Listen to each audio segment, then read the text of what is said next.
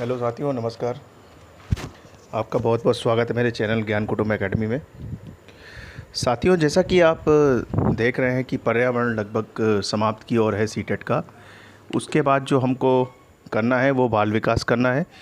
उसके वीडियो कल विज्ञान के एक वीडियो के बाद मुझे, क्योंकि फ़िज़िक्स भी जल्दी से निपटानी है, और उसके बाद मैं बायो में कुछ टॉपिक्स जो विटामिन के मैं देख रहा हूँ आ रहे हैं, और साथ ही साथ प्रोटीन और कुछ आपके कुछ उपकरण संबंधी प्रश्न आए हुए हैं पेपर में, तो उनको मैं कराऊंगा। हालांकि इसमें पीडागोजी का महत्व ज़्यादा है इस पेपरों में, तो पीडागोजी के ऊपर ज़्यादा फोकस करिए। ऑब्जेक्टिव क्वेश्चंस पे जो सीधे सीधे आ रहे हैं वो तो मैं कराता ही चल रहा हूँ। तो उसी आधार पर आज मैंने सोचा कि आपको सीटेट 2019 का पर्यावरण का जो पेपर है वो सॉल्व करा दूँ, तो आपको थोड़ा आइडिया लग जाएगा। जो कराया है वो भी दिख जाएगा, और साथ साथ पीडागोजी का भी थोड़ा आइडिया दे के चलता हूँ। तो मैंने कुछ चीज़ें बताई भी हैं आपको, तो उनसे देख लीजिएगा। तो आइए स्टार्ट करते हैं। 2019 जो अभी आपका दिसंबर में पेपर हुआ है उसको लेकर मैं आया हूँ पीडागोजी पे और एनसीईआरटी पे जो आपका पर्यावरण है। तो आइए शुरू करते हैं। तो सबसे पहला प्रश्न है कि निम्नलिखित में से क्या पर्यावरण अध्ययन के संदर्भ में सही है। पहला ऑप्शन है 1 से कक्षा 2 की कक्षाओं के लिए भाषा और गणित के माध्यम से पर्यावरण अध्ययन पढ़ाया जाता है। नेक्स्ट देख लेते हैं। सेकेंड, थर्ड और फोर्थ की कक्षाओं के लिए पर्यावरण अध्ययन से जुड़े मुद्दों को भाषा और गणित के माध्यम से पढ़ाया जाता है। तो आप जरा ध्यान कीजिए, मैंने आपको अभी पीडागोजी में शुरुआत में बताया हुआ है कि कक्षा 3 से 5 में ही शुरू किया गया है। 2000 ने बताया कि विज्ञान और सामाजिक विषय तीनों, पर्यावरण तीनों सब्जेक्ट को मिला के एक सब्जेक्ट बनाया गया ईवीएस 3 से 5 के लिए। कक्षा 1 से 2 में पर्यावरण अध्ययन भाषा और गणित के माध्यम से ही पढ़ाया जाता है, उसमें अलग से पर्यावरण नहीं चलता है।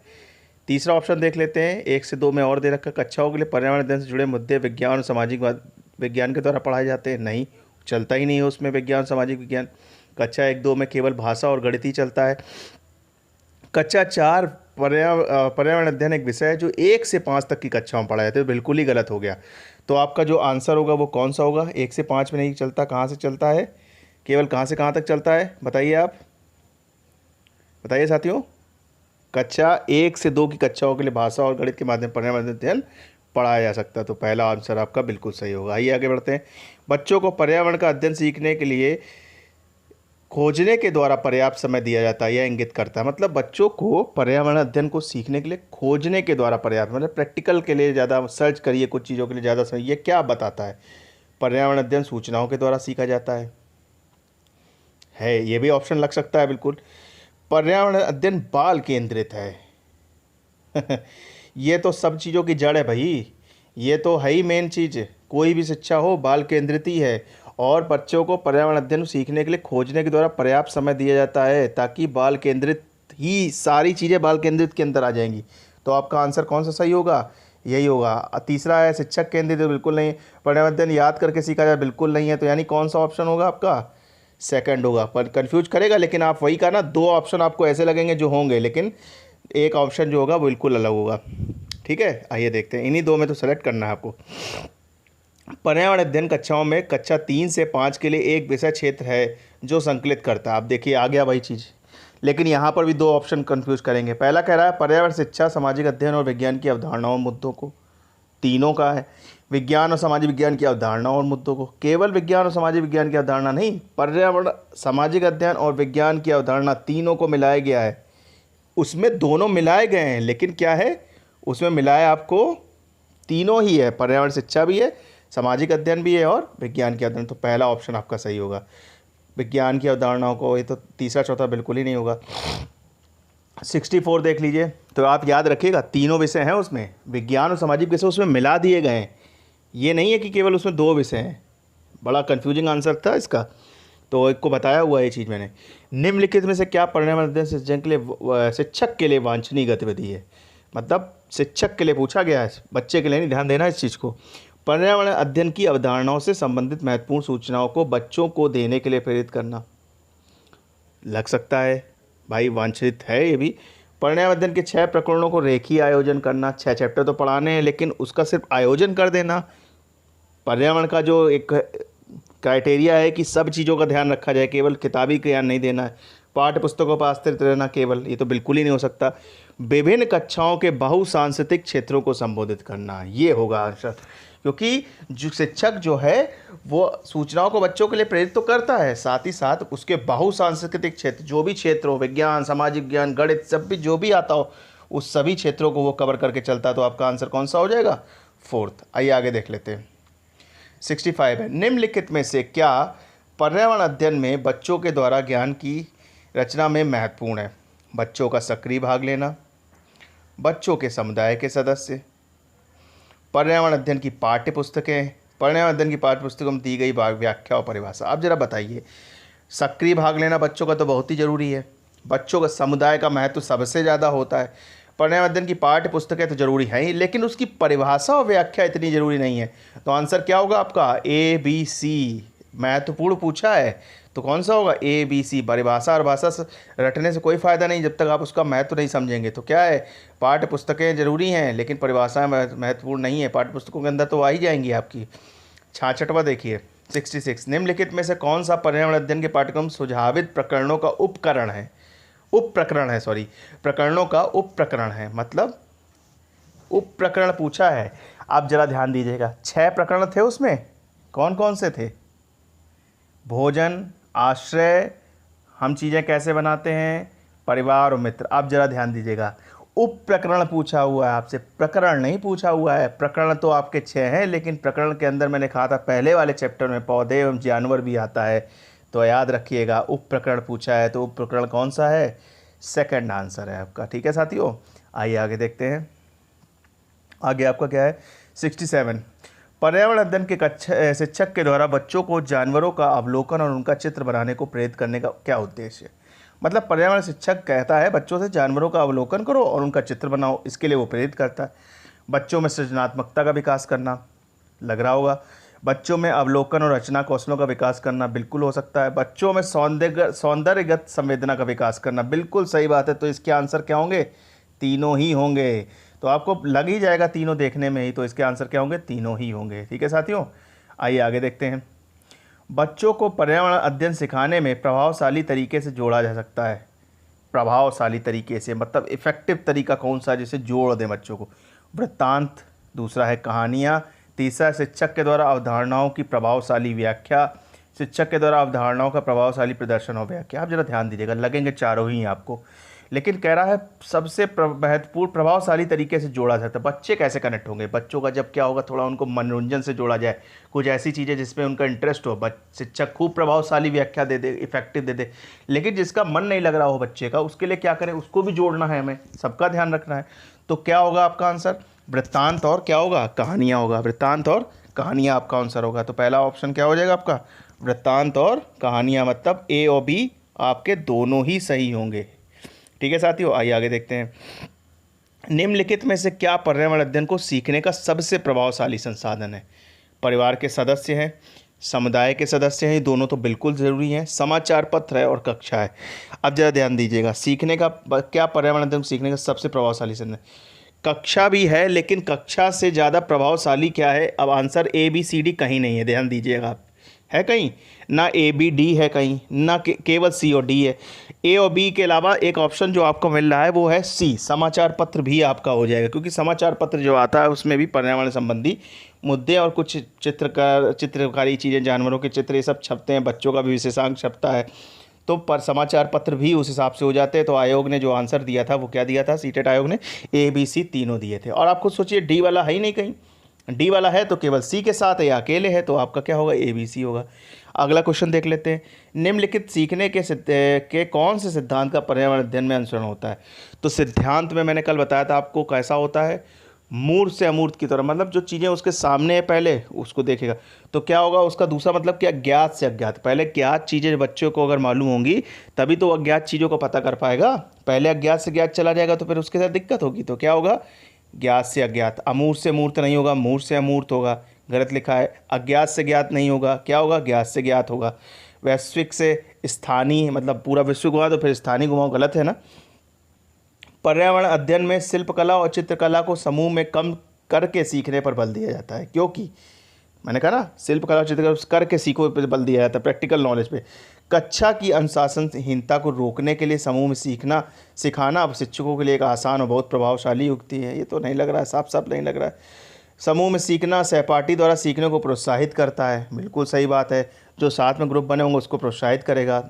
देख लेते हैं फिर ऑप्शन नीचे जाएंगे। समूह में सीखना 2019 दिसंबर के क्वेश्चन है भैया, ठीक से समझिएगा। समूह में सीखना कक्षा में सामाजिक अंतःक्रिया को बेहतर करता है। बिल्कुल सही बात, आपस में बातचीत होगी, अंतःक्रियाएँ होंगी, जो आपस से आदान प्रदान समझेंगे तो अंतःक्रिया भी बेहतर होगी। समूह में सीखना पर्यावरण अध्ययन के पाठ्यक्रम को समय से पूरा करने। भैया पाठ्यक्रम से यहाँ कहाँ लेना ना हो, आपको तो प्रैक्टिकल नॉलेज लेनी है ना, तो पाठ्यक्रम सिलेबस करना थोड़ी ना हमारा केवल उद्देश्य। समझ में आया नहीं, पाठ्यक्रम पूरा हो गया, तो ग्रुप में हमेशा क्या होगा, दो चीज़ों का फायदा होगा। कौन कौन सी? समूह में सीखना सहपाठी द्वारा सीखने को प्रोत्साहित करता है और कक्षा में सामाजिक अंतःक्रिया को। तो कौन सा ऑप्शन होगा आपका?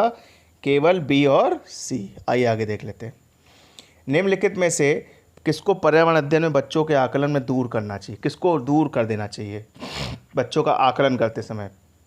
कक्षा 5 के ईवीएस पाठ्य पुस्तक में प्रत्येक पाठ के अंत में दिए गए आज हमने क्या सीखा पर चर्चा होनी चाहिए। ये तो करना चाहिए, इसको दूर क्यों करेंगे? चर्चा तो होनी ही चाहिए। आकलन के संकेतकों का उपयोग, इसको क्या दूर कर देंगे? संकेतक जो यूज़ कर रहे हैं, जो भी चीज़ें आकलन के लिए यूज़ कर रहे हैं, जो भी उपकरण यूज़ कर रहे हैं, जो भी व्याख्यान यूज़ कर रहे हैं, तो वो क्या दूर कर देंगे? नहीं। दूर किसको करना चाहिए? बच्चों के सीखने के गुणात्मक आकलन को। भैया क्यों दूर कर देंगे गुणात्मक आकलन से? गुणात्मक आकलन दूर कर देंगे तो आकलन अच्छी तरीके से कैसे होगा? बच्चों के उत्तरों को सही या गलत में आंकना। बच्चों के उत्तर को सही और गलत में नहीं आंकेंगे। अगर बच्चे ने गलत भी कर दिया है तो उसको सही राह दिखाएंगे, उसको आंक के उसका आकलन करके नहीं देंगे।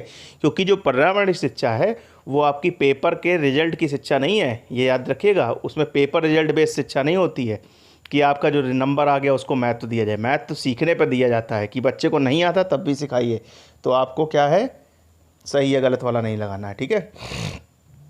कक्षा 5 की एक शिक्षक एक क्रियाकलाप का संचालन करती है जिसमें वह कक्षा के बच्चों से फर्श पर चीनी के कुछ दाने डालने को कहती है और उनको चींटियों के आने का इंतजार करने को कहती है। बच्चों को इस क्रियाकलाप से अर्थपूर्ण सीखने को मिल सकता है यदि शिक्षक क्या करे, ये पूछ रही है। मतलब फर्श पर चीनी डाल दी और चींटियों के आने का इंतजार करने को बच्चों से कहती है। बच्चों को इसके अर्थपूर्ण सीखने को मिल सकता है, बिल्कुल मिल सकता है। यदि शिक्षक बच्चों को अपने अनुभव साझा करने के लिए प्रेरित करती है, लग रहा होगा ये भी, ठीक है। बच्चों को क्रियाकलाप का अवलोकन, अनुभव साझा, उस पर चर्चा करने के लिए प्रेरित। इसमें सब आ गया भैया। क्रियाकलाप का अवलोकन, अनुभव साझा करना, उस पर चर्चा करना, सारी चीज़ें कवर हो गई। तो ये बिल्कुल हो सकता है। पहले वाले को खा गया दूसरा ऑप्शन। तीसरा देखिए, बच्चों को क्रियाकलाप से संबंधित प्रश्नों को घर में क्यों कहेगी, वहीं कराएगी ना। बच्चों को क्रियाकलाप का अवलोकन करने के लिए प्रेरित करती। तो पहला और चौथा ऑप्शन दूसरे के अंदर है ही। अवलोकन, अनुभव साझा, चर्चा, ये सब चीज़ें हैं ही उसके अंदर। तो कौन सा होगा? दूसरा होगा। देखिए इस वाले क्वेश्चन में थोड़ा दिमाग लगाया करिए। इस टाइप में कभी कभी दो ऑप्शन एक ही में घुसे होते हैं तो उसको ज़्यादा महत्व देंगे ना आप। चलिए आगे देखते हैं। निम्नलिखित में कौन सा पर्यावरणीय अध्ययन में सीखने का रचनात्मक आकलन का साधन नहीं है? क्रम निर्धारण मापनी, मतलब क्रमानुसार कैसे सिखाया जाना, उसका मापन होते रहना जरूरी है। बिल्कुल सही बात है, आकलन होगा। वर्णन अभिलेख, जिसमें ऐसे अभिलेख होते हैं जिसमें कि बच्चे के बारे में सब वर्णित होता है, उसकी दैनिक दिनचर्या सब चीज़ें वर्णित होती हैं, तो वो अभिलेख बिल्कुल आकलन में महत्वपूर्ण होंगे। वार्षिक उपलब्धि परीक्षण और पोर्टफोलियो में आपका सब आ जाता है, सारे रिकॉर्ड आ जाते हैं आपके बच्चों के। जब बाल विकास आएगा तब मैं उसमें बता दूंगा ये चीज़। पोर्टफोलियो में आपका क्या आ जाता है, बच्चों के रिकॉर्ड डाटा सब आ जाते हैं, उनकी क्रियाएँ भी आ जाती हैं। तो पोर्टफोलियो में सब आ गया तो वो बहुत ज़रूरी है। लेकिन वार्षिक उपलब्धि परीक्षण जो होता है वो केवल परीक्षा का परिणाम होता है, उससे ये पता चलता है बच्चा पास हुआ कि फेल हुआ। तो उससे रचनात्मक आकलन नहीं प्राप्त होगा, केवल मूल्यांकन होगा उससे कि बच्चा पढ़ने में नंबर कैसे ला रहा, कम कि ज़्यादा। ठीक है साथियों, तो इसका आंसर क्या होगा आपका? थर्ड, जो नहीं होना चाहिए। आइए आगे देखते हैं। अब देखिए एनसीईआरटी आ गया। अब ज़रा मुझे बताइए ये क्या क्वेश्चन जो मैंने एनसीईआरटी में कराए हैं साथियों, क्या वो पूछे नहीं गए हैं? ज़रा देखिएगा। हांगकांग शहर इनमें से कहाँ पे? आज मैं कोशिश कर रहा हूँ पूरे हो जाएं, जितनी तेज़ मैं स्पीड, अभी 15 क्वेश्चन और कराने, नहीं तो कल बाकी करा दूंगा। तो हांगकांग का देखिए कहाँ है, किससे कनेक्ट करेंगे? हांगकांग क्या है? पकाया हुआ सांप खाते हैं ना सांप वहाँ के लोग, बताया था आपको। केरल में टैपियोका, बिल्कुल सही ऑप्शन है। कश्मीर सरसों के तेल में बनी मछली, बताया था आपको। और नारियल कहाँ? गोवा। ये चारों ही चीज़ें मैंने आपको पढ़ाई हैं। आप देखेंगे क्या ये क्वेश्चन फालतू पढ़ाया था मैंने आपको? नहीं पढ़ाया था ना, तो इसको ध्यान दीजिएगा। तो ये आंसर मिलाएंगे तो आपको पहला वाला इसमें आंसर सही मिलेगा। आइए आगे बढ़ते हैं। निम्नलिखित में कौन सी प्रजाति की पक्षी जो है अपनी गर्दन आगे पीछे झटके से कर देती है? बताइए कौन सी है? झटके वाली कौन है? मैना रानी। और अगर केवल 360 डिग्री से गर्दन पूछे तो वो है उल्लू। ठीक है, तो क्या होगा यहाँ पर आंसर? बहुतों ने मैना लगा दिया, उल्लू लगा दिया था, तो आंसर क्या होगा इसमें? मैना होगा। आइए आगे देखते हैं। नीचे दी गई सूची पर विचार कीजिए, कौन अलग है बताइए। कछुआ, घड़ियाल, कौआ, बतख, मछली। अब बताइए, कछुआ पानी में जा सकता है, घड़ियाल पानी में जा सकता है, कौआ पानी में जा सकता है? नहीं। बतख जा सकती है, मछली पानी में रह सकती है, बाकी पानी जल दोनों में रह सकते हैं, लेकिन कौआ केवल कहाँ रहता है? स्थल पे रहेगा। उस हिसाब से भी इसका आंसर यही हो जाएगा। ठीक, पेड़ पर घोंसला बनाता है। हाथियों के विषय में क्वेश्चन बहुत अच्छे से मैंने आपको पढ़ाया हुआ है। ये हाथी बहुत कम आराम करते हैं, एक दिन में केवल 2 से 4 घंटे ही सोते हैं। बिल्कुल सही है, बताया था। अब देखिए कंफ्यूज किया इसने। एक बड़ा हाथी एक दिन में 200 किलोग्राम से अधिक पत्तियां और झाड़ खा लेता है। नहीं भैया, मैंने आपको टोका भी था। कितना खाता है? 100 किलोग्राम घास खाता है। ठीक है, आगे देखिए। इन्हें पानी और कीचड़ में खेलना बहुत भाता है। बिल्कुल सही बात है। किसी हाथियों के झुंड में सबसे बुजुर्ग हाथिनी ही सबसे अधिक फैसले लेती है। बिल्कुल सही बात है। तो आप सर ऑप्शन बी को छोड़ के सारे सही हो जाएंगे, क्योंकि उसमें 100 किलो लगेगा, 200 किलो नहीं होगा। इसीलिए मैं कह रहा हूँ 200 किलो का बच्चा था, घास नहीं थी। तो ये ध्यान रखिएगा आप लोग। ठीक है, घरों में नीचे गए घरों से संबंधित मैंने क्वेश्चन कराए हैं। ठीक है, तो उसको देखना आपको। राजस्थान में गांव के लोग मिट्टी के घरों में रहते हैं। बिल्कुल सही बात है, गर्मी बहुत अधिक रहती है तो मिट्टी के घरों में रहते हैं। छतों पे कटीली झाड़ियाँ होती हैं, बताया था आपको, सही बात है। मनाली के घर में बांस बांस बांस के खंभों पर बनाए जाते हैं। मनाली के नहीं थे, कमेंट बॉक्स पे करिएगा कहाँ के थे। शायद लेह या लद्दाख, कहाँ के थे आपको कमेंट करना है इस चीज़ का। लेह में पत्थर के 2 मंजिल के घर बनाए जाते हैं, नीचे की मंजिल पर ज़रूरत का सामान और जानवरों को रखते हैं। बिल्कुल सही बात है, 2 मंजिल पर लगाए जाते हैं, और जो खिड़कियाँ होती हैं ऊपरी मंजिल पे नहीं होती, नीचे मंजिल पे होती है। ये बताया। तो आपका आंसर कौन सा होगा? ऑप्शन ए और सी। ठीक है साथियों, देखिएगा ये सब कराया हुआ है मैंने। कौन सी अंतर्राष्ट्रीय ख्याति प्राप्त वेट लिफ्टर है? कर्णम मल्लेश्वरी। बताया था ना आपको। बछेंद्री पाल तो पर्वतारोही वाली हैं, सूर्यमणि अलग हैं। सुनीता विलियम्स आपको मालूम है, वो अंतरिक्ष में गई थी, लेकिन कर्णम मल्लेश्वरी वेट लिफ्टर है। आइए आगे देखते हैं। नीचे दिए गए कौन सा समूह जड़ों का है? इस पर मैं बायो में कराऊंगा ये अलग से, लेकिन बता दे रहा हूँ आपको। गाजर ये जड़ है, हल्दी जड़ है, लेकिन अदरक क्या है? तना है। आइए आगे देखते हैं। शकरकंदी, मूली, हल्दी, फिर वही बात। आपका तना आ गया यहाँ पर। कौन तना आ गया? हल्दी तना आ गया। आ गया कि नहीं आ गया? आप देखिए क्या है। गाजर, चुकंदर, मूली आ गई यहाँ पर। कौन चीज़? कुंभ रूपी तना कौन है? तीनों ही जड़ें हैं भैया, गाजर, चुकंदर, मूली। ठीक है, आपकी तीनों ही जड़ें हैं। चुकंदर, आलू, आलू तना हो गया, कंद होता है, आलू का कंद होता है, प्रकंद तना होता है, आलू कंद तना होता है, उसमें कंद कलियाँ होती हैं, वो जड़ में नहीं होता। ठीक है, तो आपका क्या है यहाँ पर? 81 का तीसरा, तीनों ही जड़ें हैं। इस पर आंसर क्वेश्चन कराऊंगा मैं आपको, जड़ें अलग से बताऊंगा तब बताऊंगा। आइएगा देखते हैं। रेगिस्तानी ओक नाम का पेड़ जो पाया जाता है, कहाँ पाया जाता है? ऑस्ट्रेलिया में। ज़्यादातर लोग अबू धाबी लगाए थे। कहाँ पर है? ऑस्ट्रेलिया में। सोचा अबू धाबी में होता होगा रेत, राजस्थान कुछ उन्होंने लगा दिया था। ऑस्ट्रेलिया। बताया था इसकी जड़ों में पानी होता है, लोग पानी निकाल के पीते भी हैं, बताया था आपको। आइए आगे देखते हैं। ये एक देखिए न्यूमेरिकल आया हुआ है, इसको मैं अलग से क्लास में 4 न्यूमेरिकल आपको करा दूंगा इस टाइप के, तो आपके सॉल्व हो जाएंगे। ठीक है साथियों, पक्का मैं इसको करा दूंगा। तो आपका ये न्यूमेरिकल जो आता है, और ये आया हुआ है, हर बार आया हुआ है इस टाइप के न्यूमेरिकल, तो मैं करा दूंगा। ठीक है, अब देखिए, भारत की आज़ादी से पहले महात्मा गांधी ने जिस दांडी के समुद्र तट पर अपनी प्रसिद्ध यात्रा की थी, वह नीचे किस राज्य में है? तो दांडी कहाँ है? गुजरात में है। दांडी कहाँ है? गुजरात में। उच्च ज्वर के साथ कपकपी, जिसका उपचार सिकोना के पेड़ की छाल से किया जाता है, बताने की ज़रूरत ही नहीं है। कौन सा है?